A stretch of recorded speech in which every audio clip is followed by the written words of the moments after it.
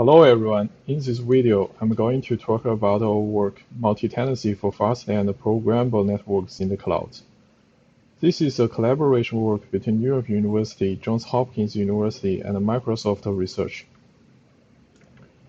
Today's cloud offers generic compute and storage resources such as CPU, memory, SSD as a service. They also provide specialized accelerators such as GPU, FPGA, TPU for machine learning services. At the same time, pipeline-based programmed devices emerge in the form of in-network switches, like Belfort switches, and at-host semantics, like Placenta semantics. They enable wide-ranging innovations for classical network systems, like no-paxos net-paxos for consensus protocols, ARIES for concurrency control. One natural question to ask is that why not offer such system as a cloud service? Tenants can get the benefits of such systems, like ultra-low latency caching. However, to make this cloud service a reality, it needs to run multiple tenancy programs together with the basic functionalities of cloud provider on the same device. In other words, it needs multi-tenancy.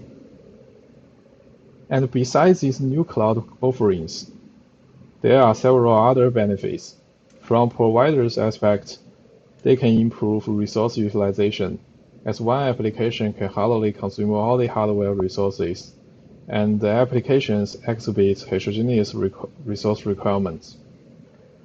From tenants' aspect, they can enable innovations, as new programs can be easily tested without impact basic network functionality.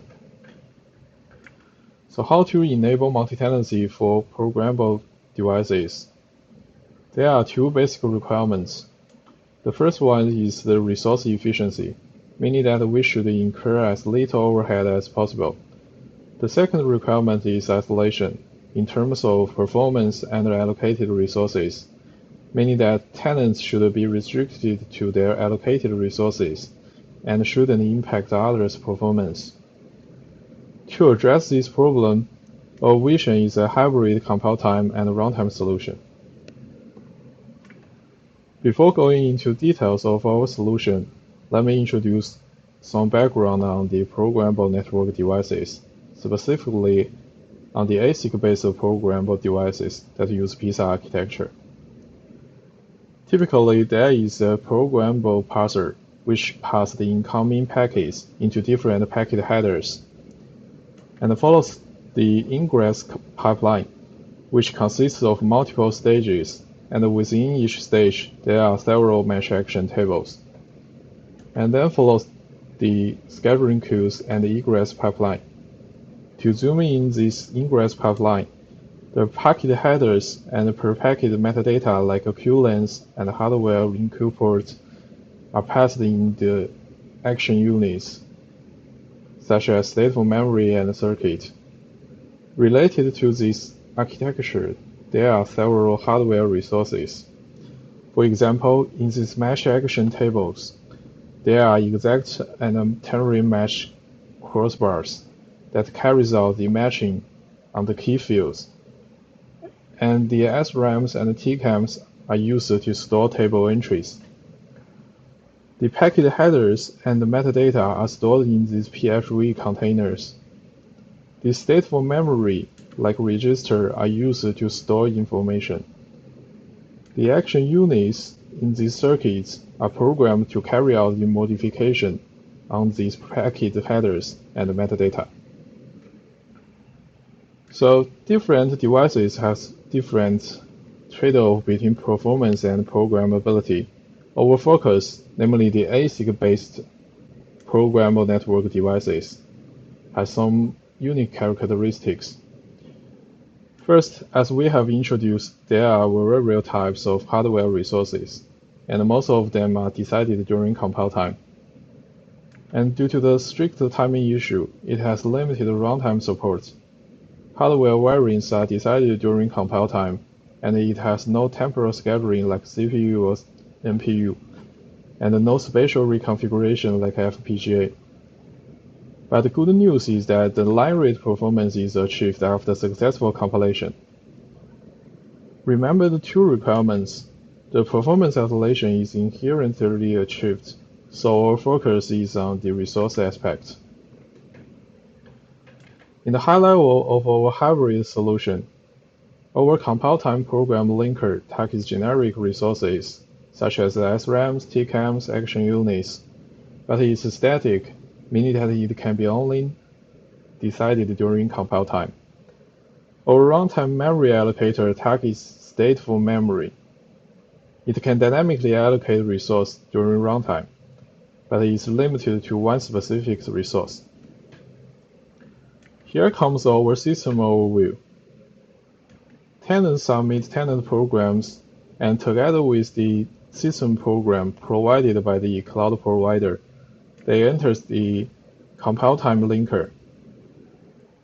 The resource sharing policy component is used to apply some high-level resource sharing policies, such as dominant resource file sharing, to decide how much resources are allocated to each tenant. The second component, resource usage checker, is used to check whether the resource usage of each tenant is below its allocated amount.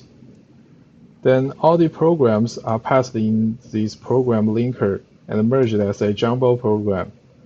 This jumbo program is then loaded into the data plane and the control plane in the runtime.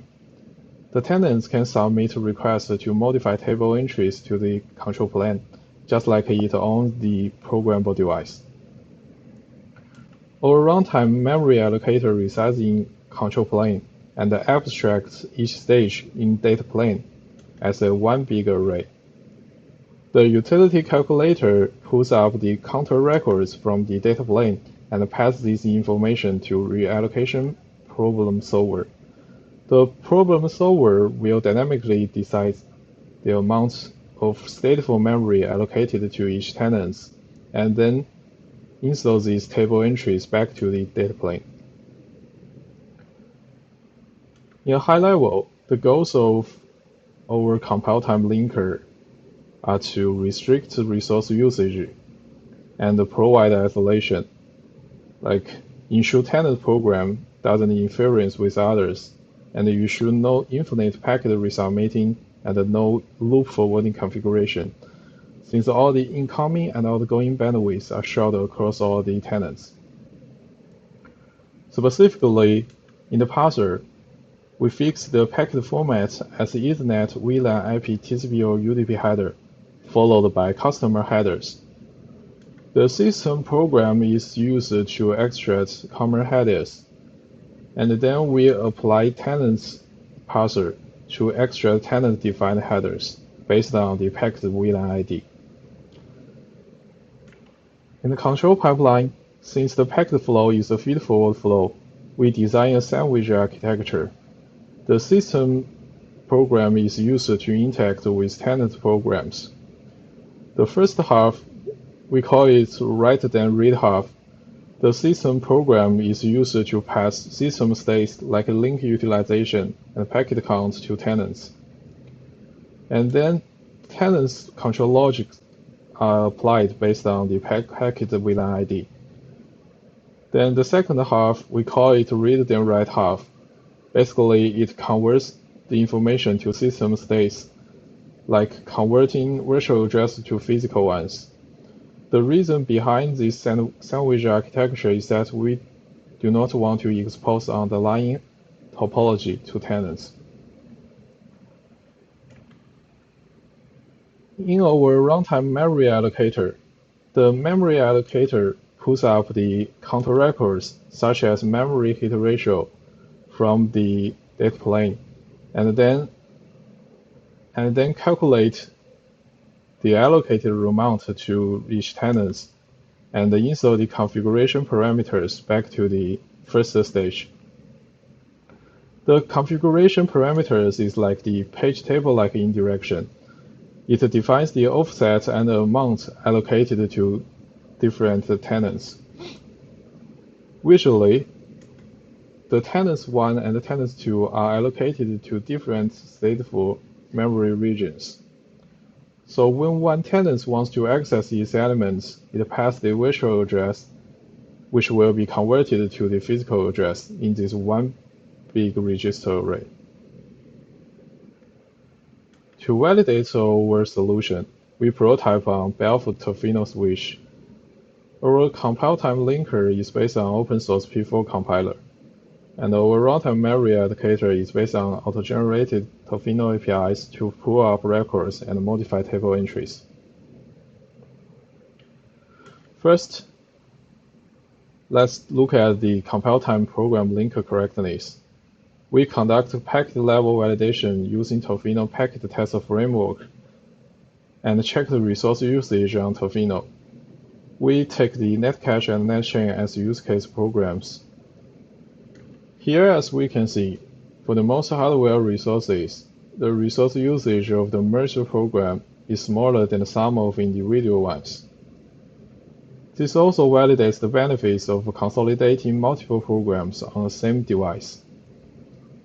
But there are two exceptions. This is due to the fact that we need additional gateway tables to check which program to be executed, and additional tag-along PHP containers to hold the additional headers. Second, to check our runtime memory allocator efficiency, we set up experiments. In this experiment, 64 tenants submit one heavy hit detection task against a source IP address within each/6 subnets. We play 10-minute cater trace, and all the tasks are launched according to a poison process. We take the memory hit ratio as the utility, and the satisfaction ratio as the time fraction with utility larger than 0.9. We should mean and fifth percentile. Here we can see our dynamic allocation solution performs better than the static equal allocation on the variable numbers of available slots. Here is our conclusion. The main takeaways is that we propose a hybrid solution for multi-tenancy support for these programmable devices. Our compile time linker is general at all hardware resources, but is static. Our runtime memory allocator is dynamic but limited to one specific resource, namely the stateful memory. These two components are mutually complementary, but both of them cannot address the multi-tenancy support alone. So in the future, we want to seek new hardware design that supports both general and dynamic resource reconfiguration in the runtime. Thanks for your attention, and happy to take questions.